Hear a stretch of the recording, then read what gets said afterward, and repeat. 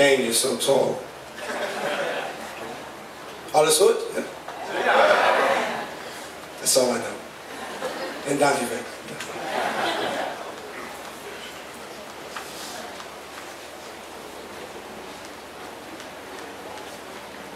I am beautiful contradiction. Diction and vernacular, non-fiction and spectacular, like your favorite neighborhood drama being narrated by Obama. Baby mama, try 3. Rhymes be drenched in life's experience, cinched in strife and leery since the wolves den I am destined to occupy. Ain't no stopping by, I live here, give here my all, possess the gall and audacity to hope for greater things. Shit, come through my class and see what my young scribe scope for later brings, and then maybe you'll understand why this cage bird sings for Maya Angelou, Shandaya and Olu. Just a few of my students whose pessimism of prudence make me strive to understand is created by the barrier of my vocabulary, carry the weight of existence on my shoulders, realize I can move boulders with my higher self, vibrates the level 3 times higher than my prior self, for introspection only causes ascension. I am God extension, the manifest of conscious spirit and flesh ever evolving. The earth is not my favorite planet, don't come here often, but for these few eternal ticks I chose 6 and dolphin as my residence for reinvention. Did I mention this gift of words make me X-Man? I flex man with animanium reinforced metaphors, high standardized state test scores label me problem child, ADD, but old bird didn't agree with the prescribed Ritalin. Instead, she made teachers apply the proper attention to satisfy her young son's insatiable mind. Marine like mine left no child behind, although daddy sometimes went AWOL. They say all the sins of the father visit the son, so I've been behind the gun since bust out the womb. Like King Tut thrust out the tomb, I'm the secret they cracked open, but could not discover. I watch as capitalistic vultures hungrily hover over, screaming, God damn, who taught that nigga to read?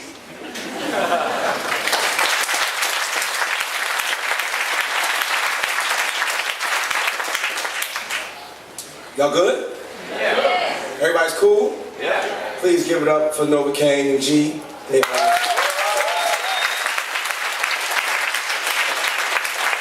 also the young poets that were up here before us who like really kind of fucked us up, you know. We don't understand everything, but we understand energy. And as long as the energy is honest, then it's a pure thing. So, and that's the beauty of poetry, right? So my name is Black Ice. I was the first spoken word artist signed to Def Jam Records, right? And I was also the first spoken word artist to leave Def Jam Records.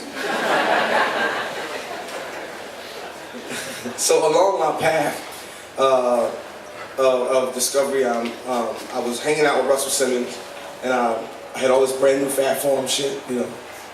A lot of Fat Form shit hanging with that guy, you know. So I went to him one day and I was broke, and he laughed at me. You know, so as writers we can either, you know, get mad and tear shit up, or we can write about it. So I wrote about it, and a poem was written called 410 Days in the Life, because it was approximately 410 days since I had met Russell Simmons. When you look at me and my brothers, what's your first impression?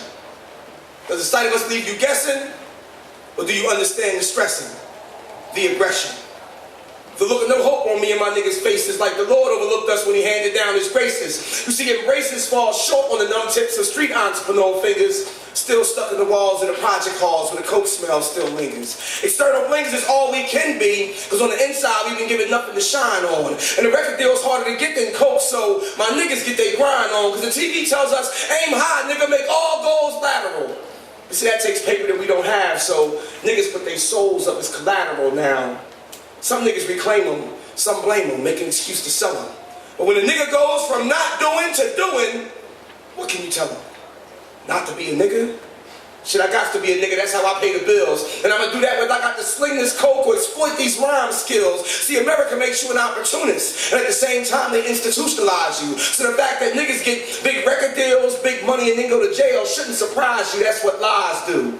And see, most of these guys do have raw talent, just an infantile education. So the business feeds you all the weed and ecstasy and a little bit of paper to provide some pacification from all the bullshit frustration they serve you. Meanwhile, they corrupt your perception of what the real is. So they're taking all our businessmen and giving them the mindset to drug dealers. Took all our messengers, made them rappers, just flapping their jaws, afraid to admit their treason. Took all our soldiers for the cause, made them killers for no reason and being fucked up.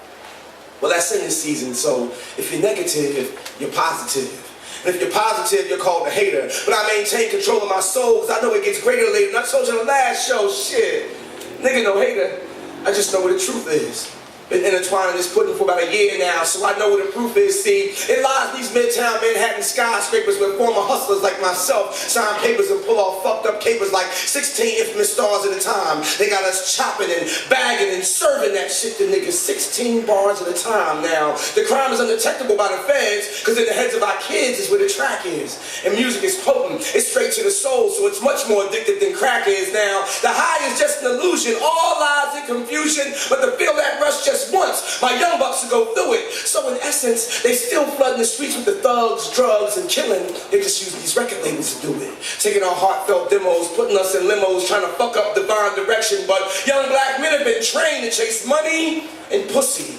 So we fall victim to our own erection and begin to convince ourselves we're on our way somewhere where we're not going. But ignorance is bliss, and niggas love this. So niggas take pride not knowing. We not growing.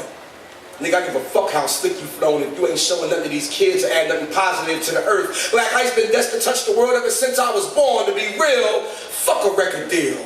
God gives me what I'm worth.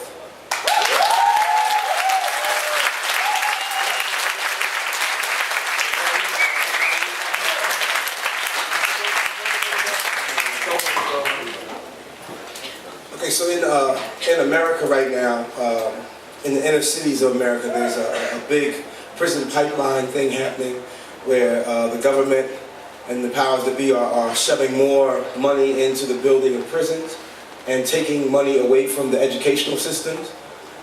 Specifically in Philadelphia, where I'm from, they just snatched $304 million from the school budget, and included in that budget cut was vice principals, guidance counselors, extracurricular activities, and sports.